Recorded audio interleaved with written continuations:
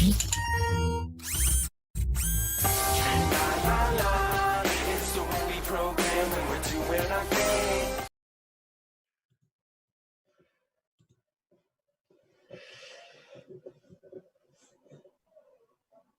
it showing anything?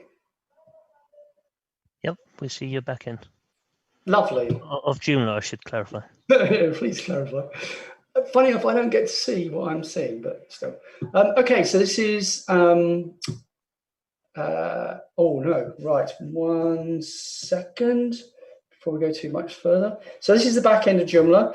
You can see it's got lots of components on, lots of extensions, loads and loads of plugins, pages and pages and pages of plugins. Lots of them old. So we want to know whether or not we can go to Joomla 4. And so there's a new thing in Joomla 3.10, which is at the moment in alpha, but you can download from nightly the build if you want to play with this. And all I did for this was, I actually go show you quickly what I did to get to this state. So I took my site, obviously don't do this on a live site, do this on a dev site. And I went to the updater, and first of all, we have the options over here. We can change the channels. Now, if I go to nightly,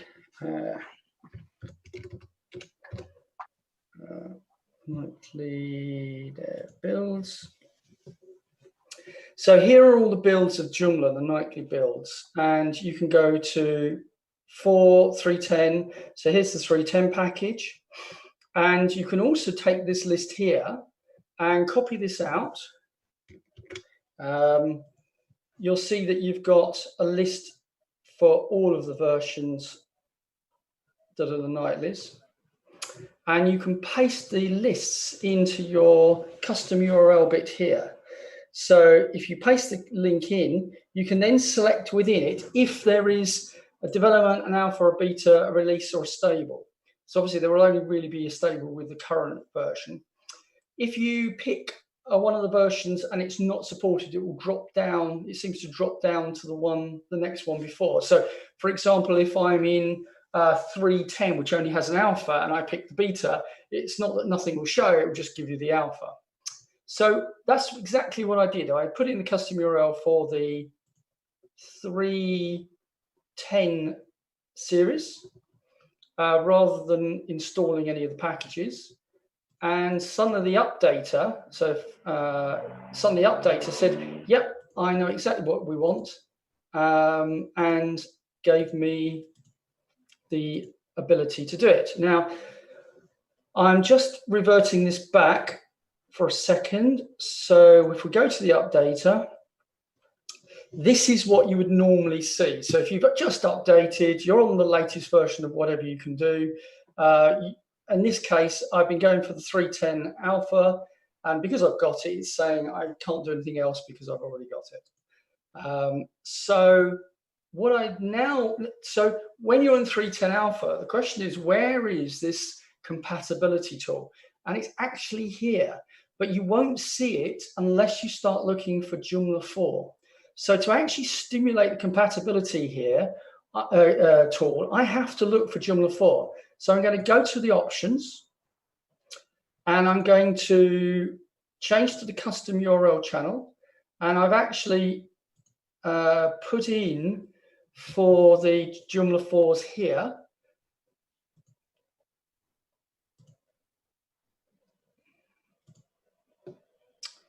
And now if I go to Joomla Updater, as you can see, this is the pre-check.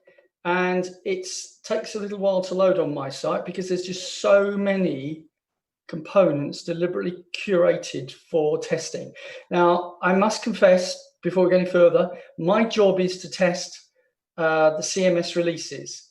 Hence why on some of the packages that I have, I deliberately have lots and lots and lots of different components. Usually I'd get rid of all of these and just use what I need. But I mean, there's even NBill, which is like years and years old. purely to test things, test against things, and see what breaks and see what doesn't. So that's the job of this. On my main site, obviously, I've cut it down massively and really only show what I need to show. So we've got two sections here.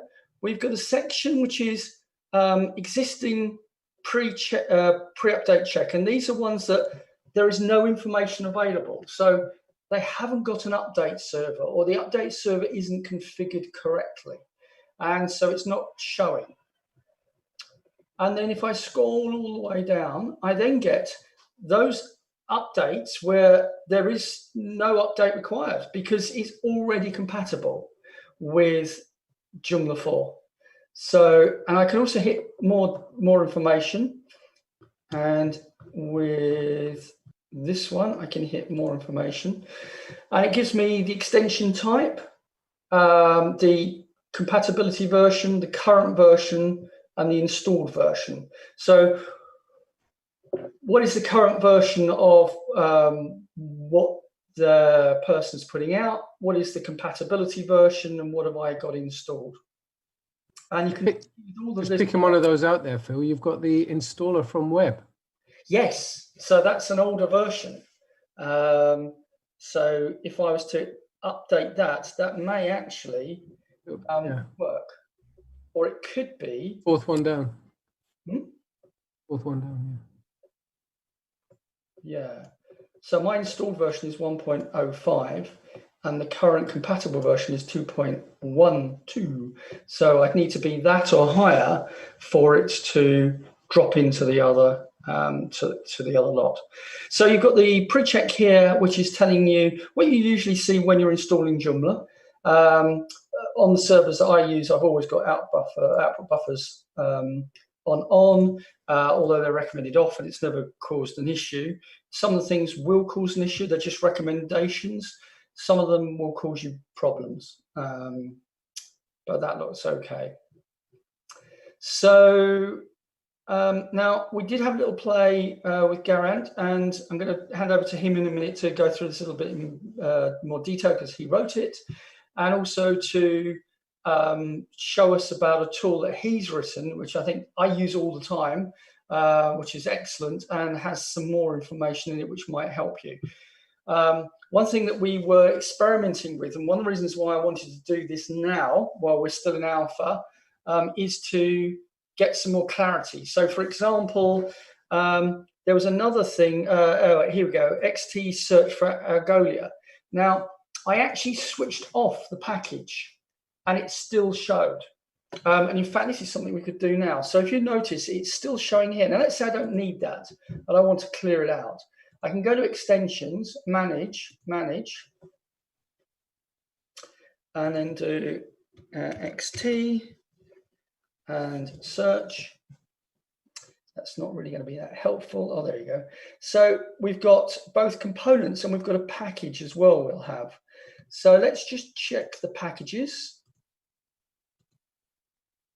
And here it is. So I'm going to switch it off. And now I'm going to go back to my check.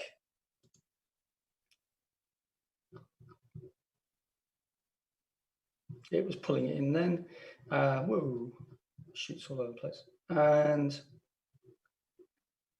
it's still there. So it could be, now it's actually saying that it's there and it's a package, but let me just make sure that it's not because I've got the component on. Do you not need to run the check again? Do you not need to run the check again? It did, it does it on the fly. Okay. So manage. Right, so I'm going to go to the component and I'm going to, actually I'll do search.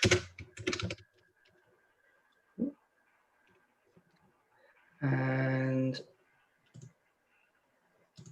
take the selection off. So I'm going to actually switch all of these. That sounds bad, but interesting as it resonated through the mics. Okay, so if we go to the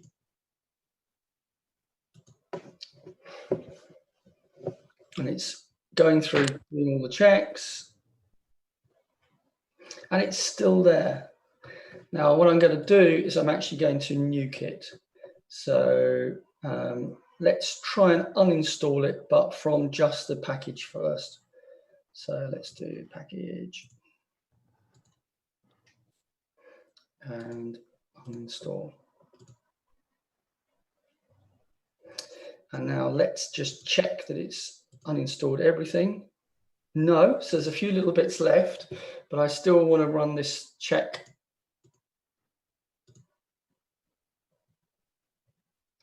To me, it makes sense that it's still there if it's still installed, because it is still installed, even if it's disabled. Right. That's not to deal with it. Yeah, no, I agree. It's a conversation to have and something to document, and that's one of the reasons. Yeah, totally agree. So I'm just going to remove these last little bit. So that's all gone. I can reload that another day to do more testing. So there you have it. So because something's switched off does not mean that it's not going to be checked. So it'll still be in your check. And so if you don't need things, I think the advice would be clear it through. But actually, I think Jennifer is probably the best one to discuss that one because she's been writing the documentation. So Jen, what's the recommendation? So I love the pre-update check. I do. It's gorgeous. It's my opinion that the pre-update check is an overview, and I think it's fabulous, but you're still going to spend significant time in extensions, manage. Just like Phil has these 2 tabs up right now, that's how you're going to live your life as you're prepping for migration and you're checking out all your extensions and what you need to do with each one. It's just important that to know that you have to be in both, and you're going to have to do work in both. It's a fabulous tool to see what you're looking at. And then you still have to do your due diligence and check with the extension developers and with anything where there's no update information available because they didn't tag it or because it maybe has a separate package for 4 than 3, and maybe you need to do something else with it. And you have to just document all that stuff, like whether it's in an Excel spreadsheet or a Word doc or Notepad, or I think we even have PDFs on the planning and step-by-step in the 3 to 4 mini migration documentation as well. So one of the things I was going to say, and I'll keep saying it as we go through, is it's worth putting 3.10 on if you can, and checking what is and isn't available for update, and then starting to push out. So I'm going to start pushing out to some of these developers because some of them I was surprised that they weren't already compatible. I know several of them actually are in the JED as having 4 alpha next to their name, but they're not showing in here. And that could simply be that they put the work in, but they haven't put the work into the update server. Well, so, they just didn't put the tag in. If they don't have that tag in the, what is it called? Target, what's it called? The target platform. Target platform, love you, right there. So they just might not have tagged it properly. And so everywhere points to whatever documentation the third-party extension developer needs in order to get there. Grant, you put it somewhere in here, right? In the yes, there's a link check? to the documentation somewhere on the page. Okay. So it's there, and then through that documentation, they can get to the piece of documentation that they actually need as devs. But the basic documentation has been written for normal people. Yeah, so we need to start pushing on the developers to just get that little bit done so that the list gets smaller and smaller. So it's actually really informative of which ones are not going to update. Because we've not got long until Joomla 4 comes out. So, you know, we need to start pushing. Gerard, would you like to go through your tool to do this? If we can, if you would like to share your screen. Absolutely. And is there anything I've missed on this that you as the developer would like to highlight? Yes, I'll talk briefly about that and then I'll go into your site, if that's all right. Yeah, sure.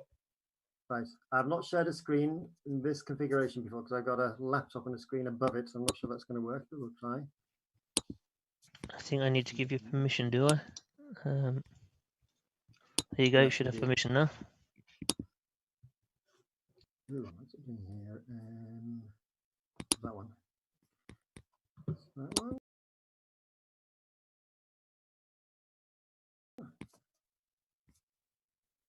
Right. What can you see? Can you see a Joomla documents page? Yep. Deploying an update server.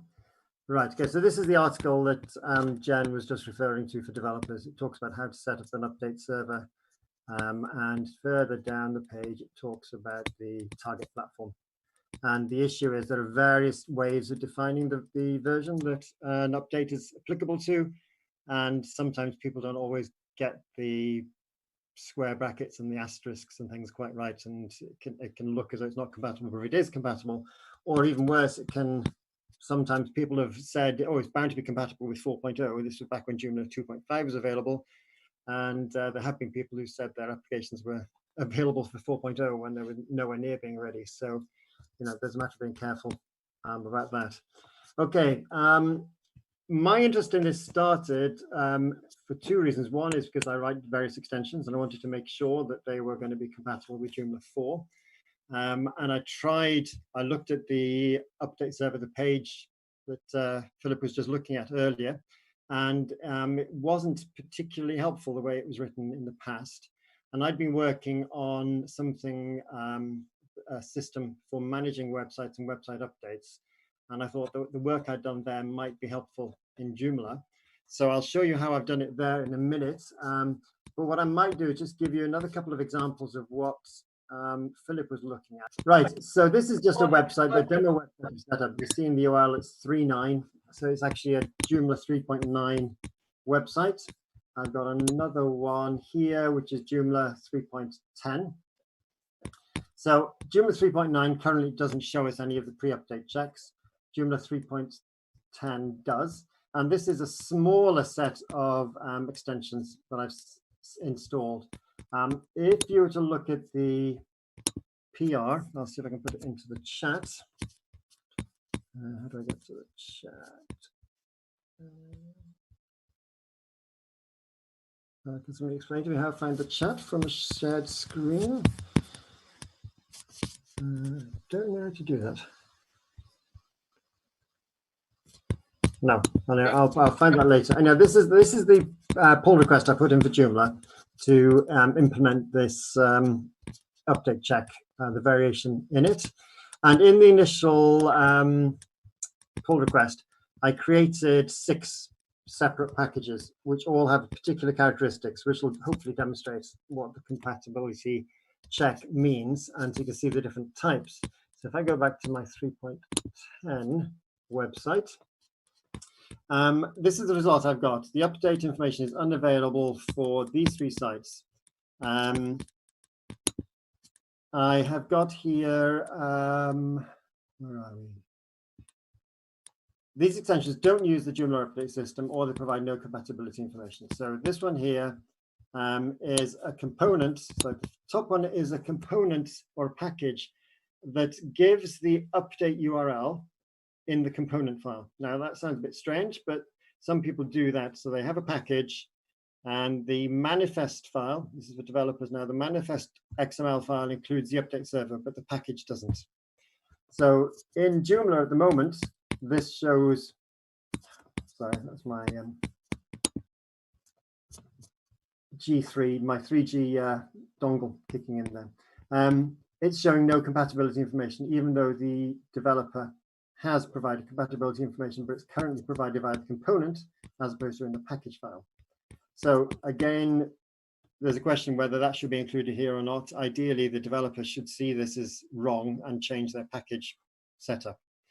The second one is Joomla 3 is up to date, but there's no Joomla update element of the package. So you can see here, you've got Joomla 3 installed. The currently compatible version is 1.00, same as version installed, and there's no information about the 4.0 version. So that's not compatible. And the final one is there's no compatibility information at all from the developer. So they've just created a package that's not tied into the Joomla updater. The second set, where there's an update required, I'll go into more detail again here. We've got version 1.0 installed. Current compatible version is 1.10, and it's available for both the current version of Joomla 3.10 and for the next version 4.0. And then finally, there's a no update required. These are quite straightforward. The second one down here is this update is up to date in Joomla 3.10 and 4. There's a little gotcha here, which I'm putting in just to demonstrate the situation that could arise, which is you have version 1.0 installed.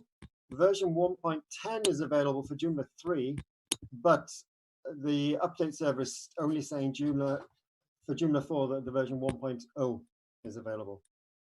So that's probably a mistake. So that's why we flag it in with this yellow and saying that the developer is offering a newer version for Joomla 3 as opposed to Joomla 4. So that's something you should take up with the developer. So if you're confused by how all this works, it might be worth going to that PR, installing those on a new site, and you can actually see the different scenarios we've created and actually maybe understand a bit better what they mean. Okay, so what inspired me to get this presentation was actually an application I've written called Your Sites. It's used for managing websites. I'm using the Your Sites demo site. I've switched off the auto updater. Hopefully it's not going to disappear on me as it updates once an hour. I've tried to disable the cron. I've added 2 websites to this system, the Joomla 3.0 upgrade demo and the Joomla 3.920 upgrade demo site.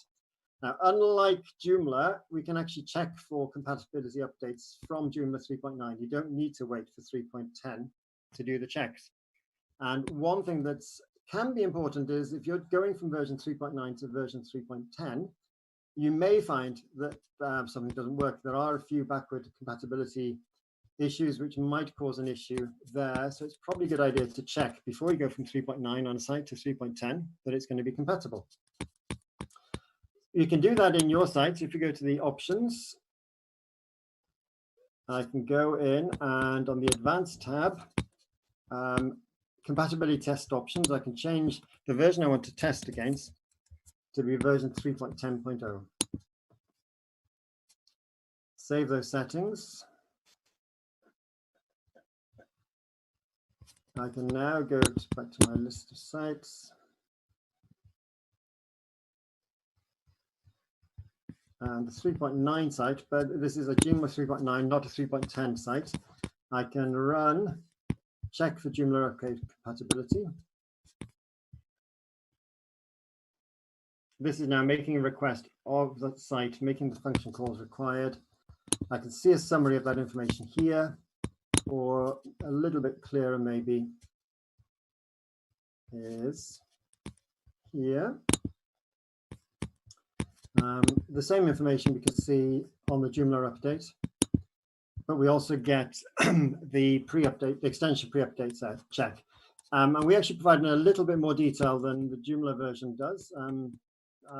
People wanted a simpler version within Joomla, but we provide a bit more information in the Your Sites version, such as the date that the package was created.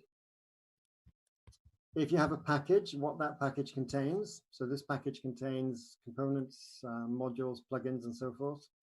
And as Phil highlighted, we have here for this package, I've disabled this package on the 3.9 site. So I can check the compatibility, but it's also flagged to say that the extension is disabled on the client site. And one thing here that is interesting is this is the component package here that we saw there was a problem with. So remember I said that the developer was providing an update via the component manifest file instead of the package. And so their results is there's no information here at all. But this is actually the component here. And we can see this component here, it is available in 1.10. So that might be more useful to the developer. It might be useful to a user. We can go now and change it to 4.0 as the check.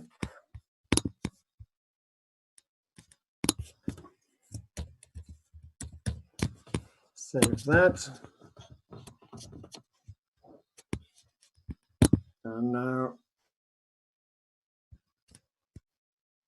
I could run the update checks, compatibility check on both these sites, the 3.9 and the 3.10 site. It goes off, requests information from both sites. And again, I can look at the information here or using the pop-ups. Here I can look at the Joomla 4 upgrade compatibility data. It shows me the information there. So that's basically how we can provide this, a little bit more detail of the information compared to what Joomla provides.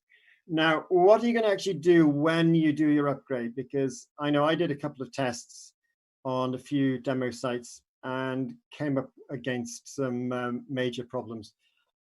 Sometimes the developer had said the extension was functional. Sometimes they hadn't, and I tried an upgrade in any case, and then my site was completely locked out. In your sites, we actually provide a tool that makes that a little bit easier. There are other ways of doing it. You could, I'll show you what I was going to do first. I could take my 3.1 site and I could clone that site to a subdirectory. So basically what we're going to do is take the whole of that website, the files and the database, and create a clone or a copy of that website into a very obscure subdirectory of that site. I'm not going to do it now because it takes 2 or 3 minutes to run through, and I don't want to keep you waiting while that happens, but I can show you. Don't know how many of you, the non-British people, have seen Blue Peter, but a children's program when we grew up, they always had one that they prepared earlier. Here's one I've made earlier.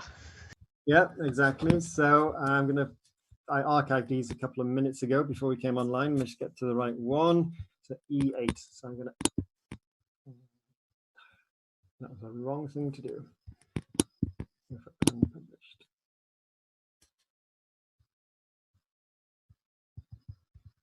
I shall publish that in a minute.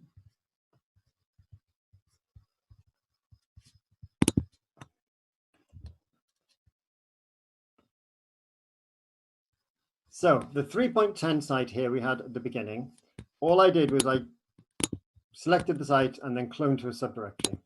And it created, after a couple of minutes processing, this entry here, which is created in a subfolder ._YSTS_E8XQD. It's basically a URL that's going to be pretty difficult for somebody to guess.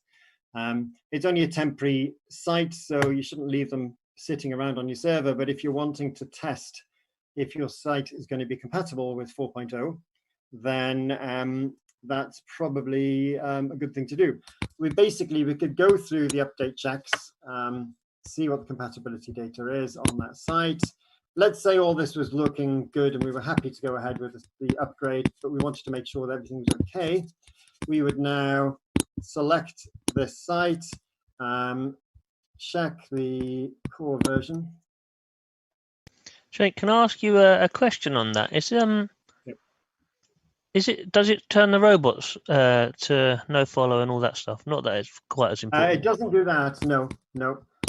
All it does is it puts it in an obscure folder, because basically you can do the same thing with Akiba. You can create an Akiba backup, and you can put that on another server. You could put it on a subdirectory. You could put it into a subdomain.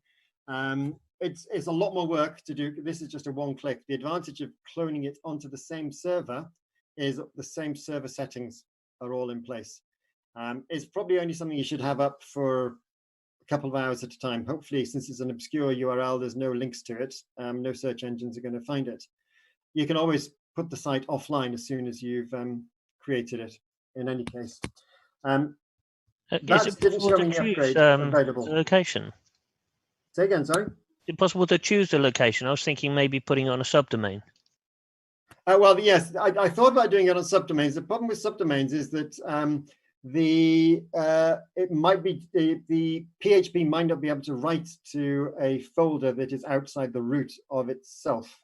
Does that make sense? So the script creating the clone is running in the website. And if I know my hosting company, my subdomains are hosted in a folder above public HTML. Yes. Yes. Okay. That Okay. wouldn't work. So yes, it's at the moment we just rely on an obscure URL. We could set it up so you could choose your prefix or choose a particular path to install into, but we haven't done that yet. I need to go in now because this is already set up at 3.10. We need to do this equivalent to what Philip did a little while ago. We need to tell it to look for the 4.0 versions. Go to advanced settings, and we need to change the update server options. It explains the patch minor and the major releases, what they would be. We need to change this to be checking now for the nightly versions of the major release, which is going to be the 4.0 release. I can now go off and check on this cloned site. It'll check the update, the Joomla update server to see if there's a new version, and it says to me, yes, version 4.0 beta 4 dev is available.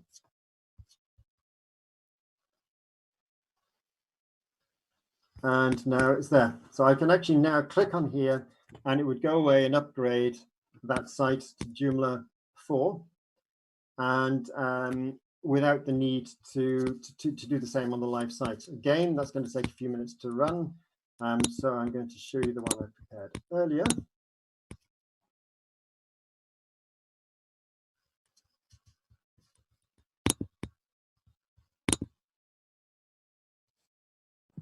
Did you ever get a Blue Peter badge, Geraint?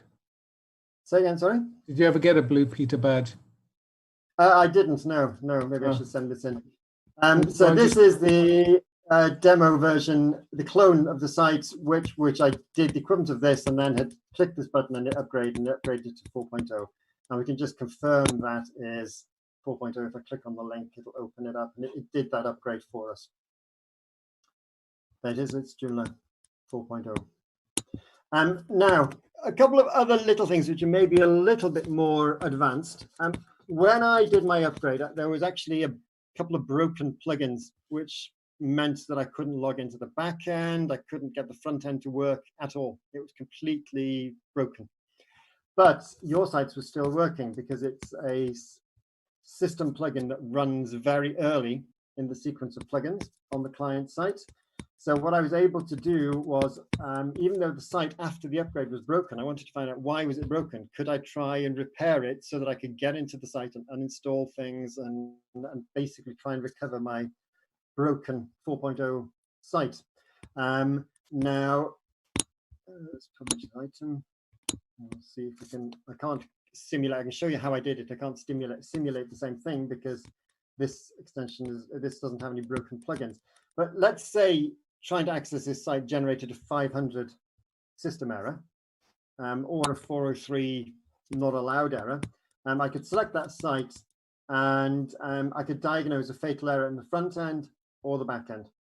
And what that gives you is the debug trace of where that crash happened. It's not guaranteed to work every time because it all depends when it happens and how it handles the exceptions and so forth. But in my scenario, I was able to find the 5 or 6 things that are broken. I diagnosed them. I found that one of them was a system plugin that was broken. I was then able to go into the extensions list for that particular site, and let's say it was this package that was broken. I was then able on the site, I could either uninstall it, where is it? Uninstall that extension on that client site, or disable the extension on the client site. Then after 2 or 3 of those steps, I was then able to get into the site that was broken in Joomla 4. So I thought that was a helpful thing for me.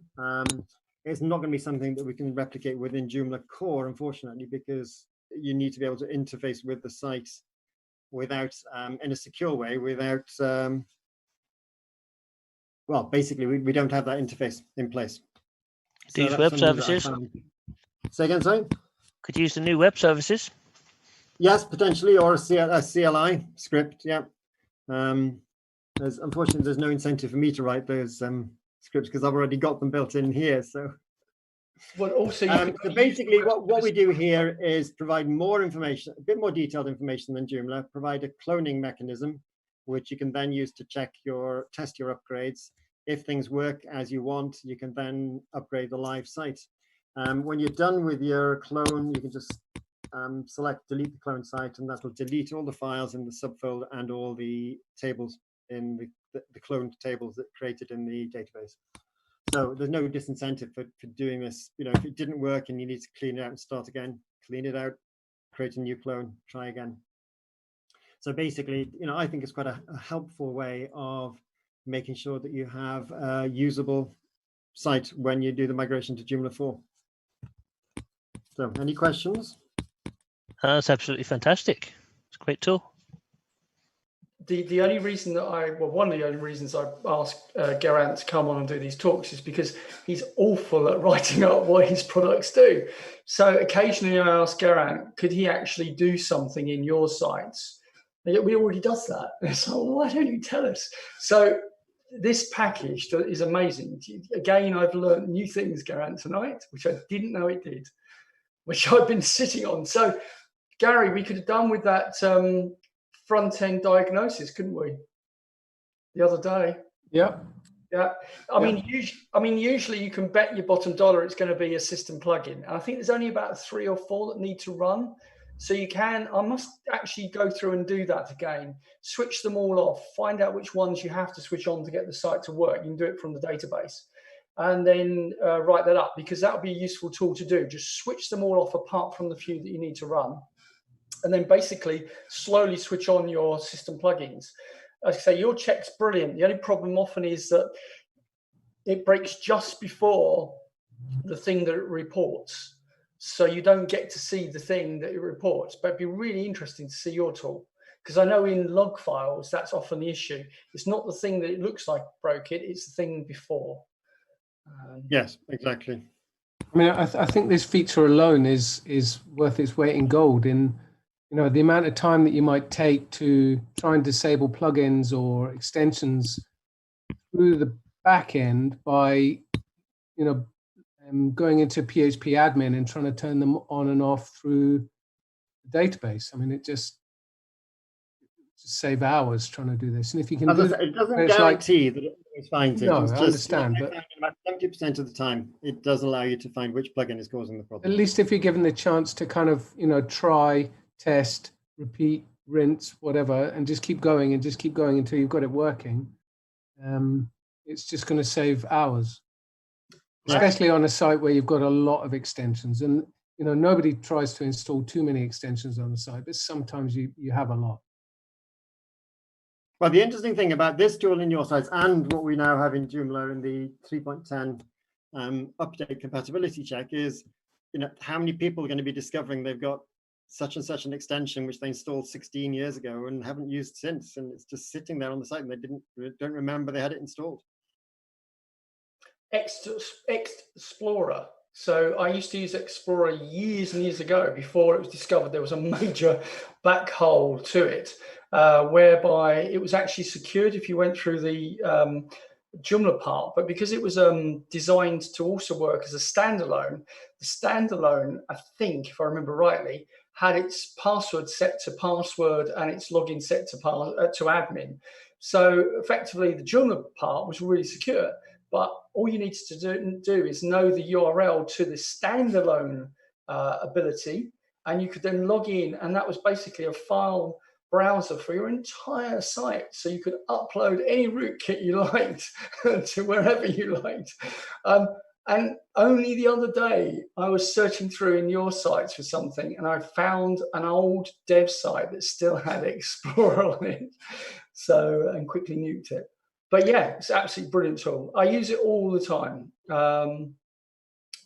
And we've actually redone all of our backups through it recently, because it's easier to set it through one cron on your site and then use your site's interface than it is to have, I mean, in my case, I've got over 150 websites. So 150 web crons working in individual on multiple servers in individual areas is a nightmare to maintain, whereas with your sites, I can literally just go through them all. In fact, an overview of all your cron jobs would be really good, but it is really, really, really excellent at that sort of thing. It already does that, Phil. Yeah, it probably does. But the cloning tool I really, really like. Now, the only thing I'd ask is I've not used it yet. Would it need to be able to produce the database on the fly, or do you give it the database details? Because my server is locked so that you can't just stimulate a database from the website. Well, all it does is it creates new tables with a new prefix in the same database that we already have. Fantastic. Yep, that makes total But sense. the prefix is Yes, that strange, long, weird prefix. Fantastic. Yeah, it did look a little bit like a database table prefix, the first part of it. So I did wonder if that was something to do with it. Well, the dot underscore is so that it's a hidden Linux file. Yes. So even if somebody has indexing enabled on the side, you won't be able to find it because it's a hidden file. So it's just trying to do everything possible to make it difficult to find. It is not something you should leave there. You need to, after you've done your experimentation, you should uninstall it. But it's good for testing and checking things. Once you do that, Geraint, does that clear out the database tables as well? It does. It clears the database tables and the files. And one thing we added recently, I know some sites I was using this on had a huge amount of image and video data. And the settings in the cloning now allows you to take the images from the parent website. So it basically checks, if you're running site checks and things, it'll use the images from the parent site, and you can basically tell it, don't clone these folders. They're not necessary for checking. So if you've got MP4 files, you can basically tell the clone, I don't need to copy those. That's not part of my testing. Another thing that's useful to know is if you have on your site certain pages that you want to be checking, if you've already set them up in your sites for, I can go in, site checking, I can do specific site checks on my website. I can put in a particular URL, content I want to check for on that page, add as many of those as I want. So if there are key pages you want to check the performance of in your 3.9 site, and you've already got those set up, you can then check that those sites are all running the same way on 4.0. So basically, once you've done your upgrade on your cloned site, run the checks, and it'll basically tell you this page no longer has the content on this page that it should do. Also, it works with site forms as well. You can basically put in the form, the URL. Once I start adding information, it'll give me what I want to check in terms of the result page of the form and so forth. So that's another thing. If you've basically got your site checks in place, you can do your dummy upgrade to 3.10 or your dummy upgrade to 4.0 on your cloned site, check that all your key pages are still performing as they should. And then they're not the same as doing a full manual check yourself, but at least you've done a quick hygiene test. The only question I have on that one is, can you change the time on the graph? I found that when I did quite a few checks, it all kind of merged together. So the time period needs to be stretched out. Does that mean that they happen too quickly? No, I was doing them once an hour, but it showed them too many in one. So basically, the time period on the graph was very close together. So once an hour still all showed like there was 15 in the same day point. Let's see, I've got... Scale of the graph then. Is it the site performance graph you're looking at? Yeah. I might not have this because this is the demo site. We don't run any cron jobs, so we don't have that. So I can't. Okay. Yeah, the demo site when you got the 1 point. So if it basically what Phil's saying, I think, is if you run your site up checks regularly, you were finding these were bunched together. Is that right? Instead of being spread. Yeah, I'll try and find what I'm talking about. It seems like it must be the scale of the axis then, right? Yes. It was well, the scale is based, takes the last, I think it's last 20 days by default. And there is an XY graph. It's not a, so if you're doing quite a few checks at the same time, So Yeah. let's say you're manually running checks. It will look like several at the same time in your main chart. I have Shall a I stop question. sharing? Because you mentioned that you can, you don't have to use the images and MP4s and all that stuff. But it gave me a thought that actually one problem I run into is that clients upload ridiculously sized images, and it would be really Yes. nice to have a check and say, you know, you don't need a 500K image or whatever it is, or 2 megabytes image for that 30 pixel image that you're using. That sort of thing would be a really useful check. Garrett, can I just share one live thing with everybody, because that answers kind of Owen's question. If I can quickly share my I'll stop screen. sharing. Where's my screen share gone? Oh, here we go. So if I share screen and share this one, and so Garant's beginning of his site does loads of checks. So it tells you total sites, just so many things about extensions and stuff, complete backups. And here it shows the size, the site performance summary.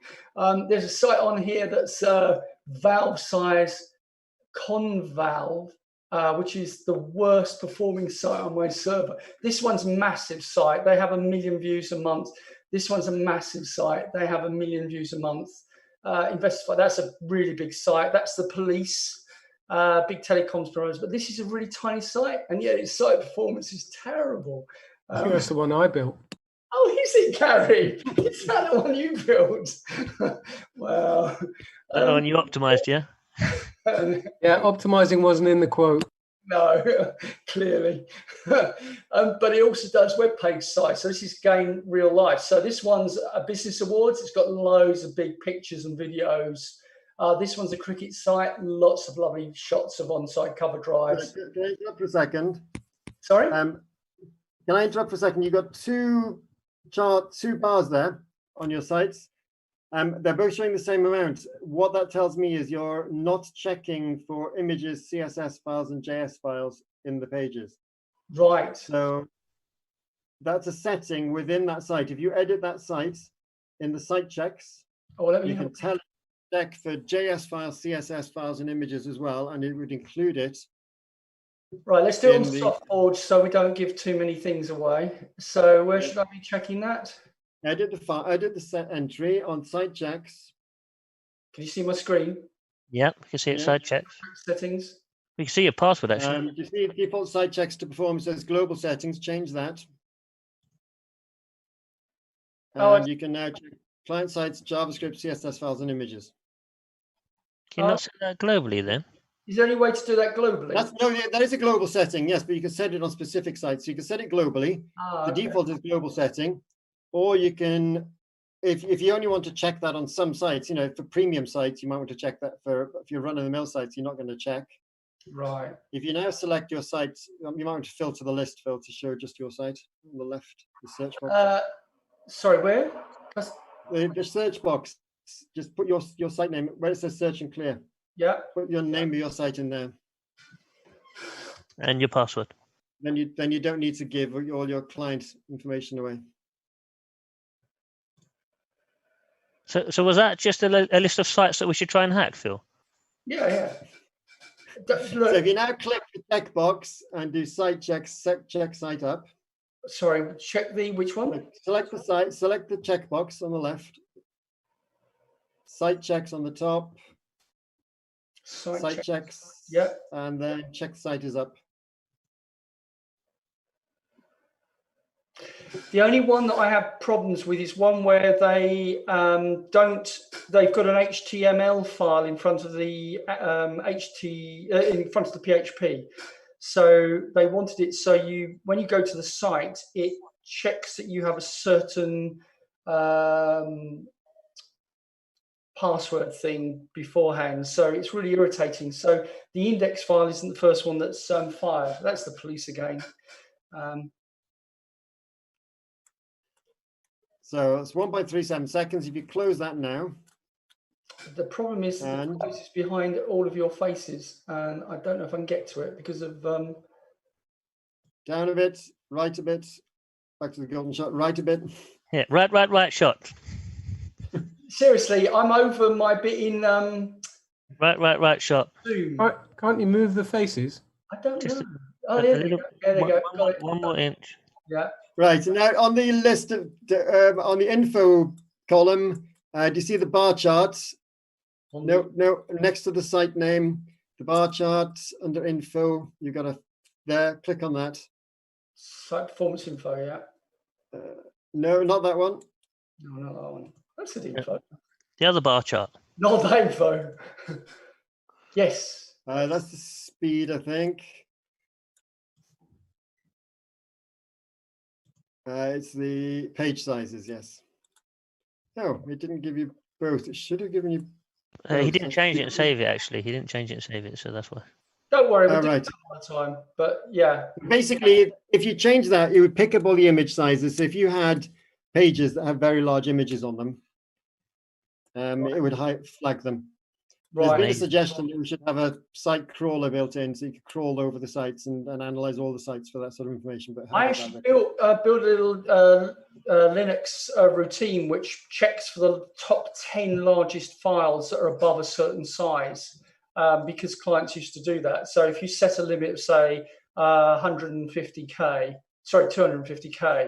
then it will basically flag and tell you any sites that any files that are over that limit. And something like that would be really useful, because then you can just keep hammering the top ones that are outside of that range. If you can automate an email at the end of it as well, stop doing that, please. But I was just thinking I'd then get Kane and whack them over the knuckles again, because I'm quite harsh on my clients. A 404 checker would be quite nice. 404 check. Yeah. Yes, we're working on that. Broken links, effectively. Here's Broken one links, made yes. in the future. Seriously, Garant has done so much. This tool has grown so fast. These are all my ideas, Phil. Glad to see us listening. Every time I come up with an idea, he says it's already there. Yeah. Yes, you shouldn't show your list of clients, Philip. No, I'm not too fussed. They're pretty secure. I mean, I've got the Police Digital Security Centre. The amount of hack attempts on that is phenomenal. You can tell when people are on holiday, because the school kid hacks just go up exponentially. They haven't got in yet. Me and Gary haven't tried yet. Yeah, I've had a few universities. We've had Lizard and Anonymous both have a go. Oh, I don't know who Lizard are. That's how they're anonymous. Who Lizard are?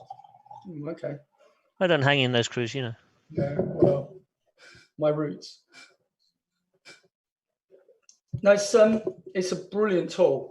To be honest, while you were doing that talk, I was thinking, especially with the cloning, this is exactly what the CMS release team needs, because we have to spin up client sites to check the latest version of Joomla. It's got everything we need. It really has got everything we need. Must be a faster way, though. No, I think this is a better way. I agree. I think this is a better way. Yeah. Because you can spin it up, you can try it, because we get multiple patches that come out. So that's the only thing. Yeah, we'd have to actually be able to install by because the security releases are not released on the internet. But I mean, this is the problem. We get the security releases and everything, and we've only got data test. So perhaps Gareth, what are you talking about? You're talking about installing patches or installing extensions? Yes. So we get installable updates. Right. Well, you can install from your site. You don't have to install on the client site itself. Right. Yes. So basically, having selected a site, if you then select the extensions drop down at the top, you can install a package. You upload the package. This will be a whole and Joomla. Install it on the client site. So what about a whole Joomla? So if Harold brought out 3.21 tomorrow as an FTP, as a update file, could we then? That's a Joomla update as opposed to an extension update. Yes. You can't install it from the extension manager. You have to install it from the Joomla update, do you? Yes. Right. At the moment, it's not there, but given we've already got it for the extension installer, it shouldn't be difficult to add it as a feature. seriously, that would be an amazing one for the CMS release team. Because that might be useful for everyone, because sometimes the updater doesn't work and you have to do it manually. yeah. But you see, the thing that you have to, you see, the problem with running it manually is you're not running the MySQL queries. So that's why you have to run the installer through the installer, so that you can't just FTP it on, because you won't have updated the tables if there's any table updates. I know, I mean, if you press update, it's like, oh, we can't reach the server, but you can still load the file sort of thing. So still through the installer. Yeah.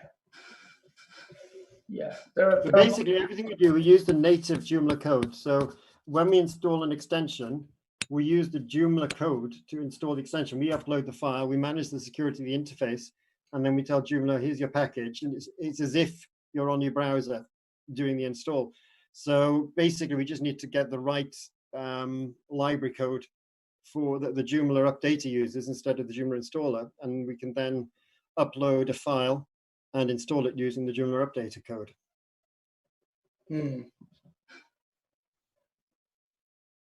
Yeah. Anyway, I'll have a look to see if that's doable. If it is, that would be absolutely awesome. We'll have a conversation offline on that. That would be really useful. It'd probably be useful to do the patch tester as well, wouldn't it? What do you mean by do the patch tester? Well, You add patch tester into your sites yes. instead So you could of basically take a patch file from the GitHub pull request and apply it to a client site from your sites. Yeah. I I'm don't know. surprised it doesn't do that already. I think I might want to be careful giving normal people the ability to do that on a live site, because they really shouldn't do it on a live site, should they? No, but this would be for a clone site. So you can set it up so it only works on Right. clone. Okay. You have a I clone get you. site, you apply a patch. That'd be amazing. And then you could do it over and over again. You could basically say that didn't work, destroy the clone. They give you a new patch, spin up a new clone, apply the patch. It's basically makes much easier. You've got your really nice test site with all your extensions that you want to test with there, and you want to test a patch file. Spin up a clone, apply the patch file, and Well, maybe That would boost testing. Yeah, it'll make testing so much easier. Yeah. Totally. Ridiculously. even just a link to the patch tester so that it was very easy to install. So you spin up your clone, you've then got an extra option of adding the patch tester, push the latest patch tester in, because the latest patch tester also pulls in the tags, and this is what we're trying to extend with patch tester. And then you can pick the particular patch you want to add and then install it. yeah, I'll have a think about that. I was just going to say, think about it. Yeah, because Yes, patch I'm not tester committing really to does quite a thinking about lot. Yeah, but it would be better to install it like Durant's idea, because you might test multiple patches. You might want to just clone one, apply a patch there, apply a patch there. That'd be much easier, wouldn't it? You're not supposed to apply patches together. You're supposed Exactly. So rather than That's what he's saying. Y'all are saying the same thing. rather than installing the patch tester on each site, he could just employ the patch on each site. Yes. Yeah. I think it was more work than just installing the patch tester. But yes, no. I think it all looks fabulous. Yeah, it's great. I use it, so Grant. Did I get it this time? Yeah, right.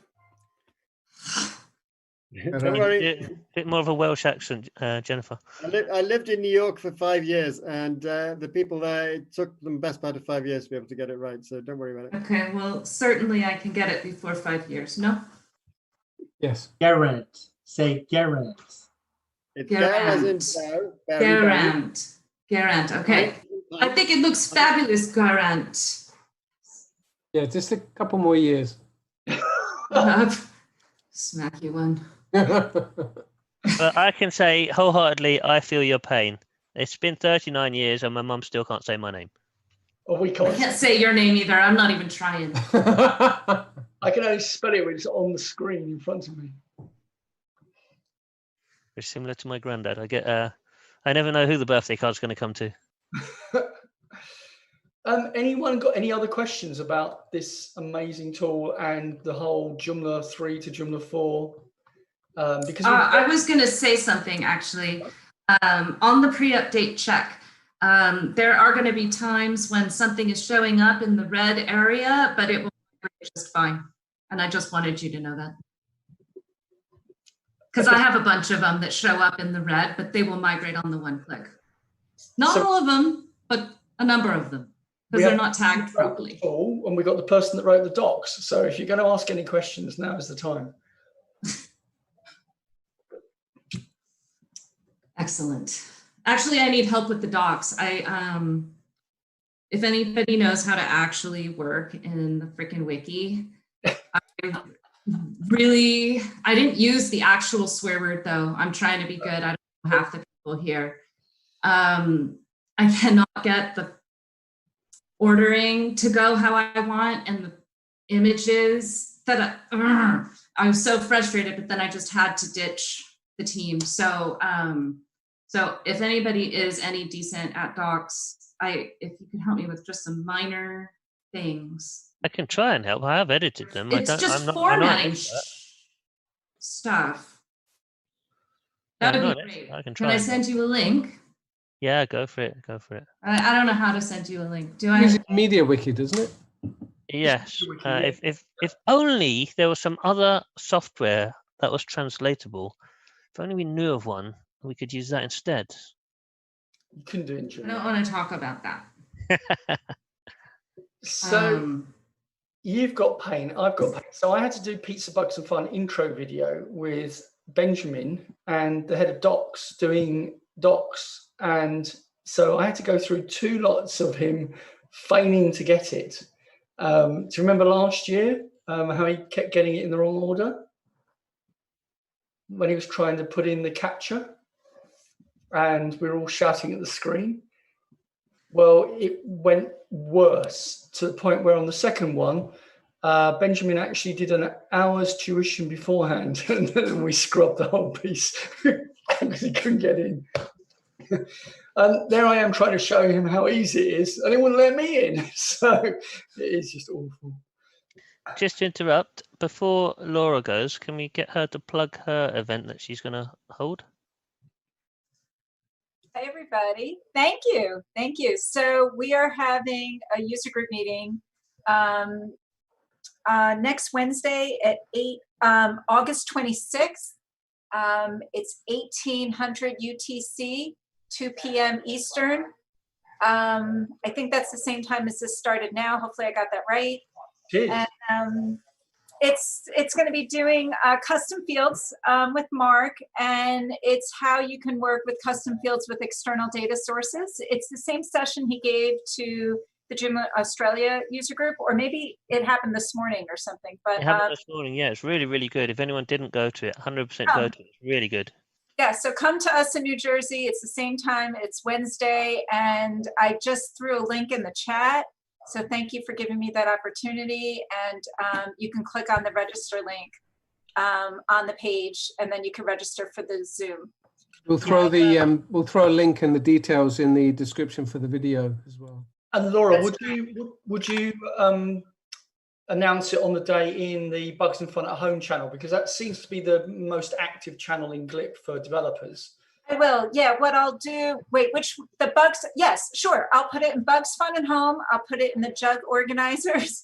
I'll put it in the community. I'll put it on the Joomla Facebook page, obviously. And tweet at Joomla London. Now, the Joomla Facebook page, I'm not sure, can I just load something? I guess I can, right? Because sometimes... I know someone else who does it quite regularly. I know. Should I ask her to upload it? Yeah, or someone? Well, I do it myself. I was referring to me, not Alison. So you do it yourself. Okay, I don't mind doing it. Yeah, do it. Just do it. And if there's a way to subscribe to your newsletter or something so we get reminded, that would be cool. What's the worst could happen? Yeah, they'll just take it down. Yeah. So I'll put that up probably next Monday. When you do something too far in advance, it doesn't really, everyone ignores it. Yeah, so thank you. And I think, what about Joomla Day Chicago? Yes, SD, you have to run. Yeah, plug it. So, Esty, are you still here? Or you out? Go. I'm here. We are doing Joomla Day Chicago October 17th. It is in Central Standard Time. We have lots of slots open, but it will be a live summit online. And for those that have time zones that are not compatible, we will be able to do pre-recorded sessions. We're looking for people to do technical stuff like, we have a session on SaaS and things like that. We're also looking for Joomla topics as well as anything that is business or marketing related. If you have any questions or you want to sign up to attend or speak, you can check us out at joomladaychicago.com. There is a $20 fee to have live and replay access. If you don't want to have replay access, it's free to attend. What was the date? October 17th. If I speak, do you pay my flights? Oh, It's all online, so sure. okay. So October the 17th is also, I was going to say it'd be really interesting to talk there, but October the 17th is also Pizza Bugs and Fun. But I was out there first. You guys came in later. I'm not so sure. Stole their thunder, Phil. A year ago, but yeah. So maybe what we should do is have a little session where we join up. Maybe we should have Chicago pizza. Yeah. And also, guys, before you leave, I've just chucked a link to a feedback form for this JUG. If you want to fill that in, that would help us a lot. So could I do a talk then on Pizza Bugs and Fun at your Chicago meet? You can. There you go. We can do a live one and get people to do some testing at the Chicago meet while doing Pizza Bugs and Fun. With Geraint's new updated. Exactly. I think that's a win-win-win situation. I'll do one on a custom Joomla form field if you want. Sure. I have lots of room left because we're doing parallel sessions. So people can jump through. So, but I do have to run because I have an appointment coming up. But it was a great session. I appreciate you guys doing it, and I will talk to you soon. Okay, lovely to see you. See you then. Thank you. Bye. Bye, SD. Okay, that wraps it up from this month's JUGL ZoomUp. A big thanks to our guests and presenters. Information and links are in the show notes below. We really appreciate you watching, so let us know in the comments whether you think these recordings from our monthly ZoomUps are useful or not. Also, clicking subscribe will make it easier to find our new releases next time. Joomla User Group London ZoomUps are held on the third Tuesday of every month, so hopefully see you on the next one.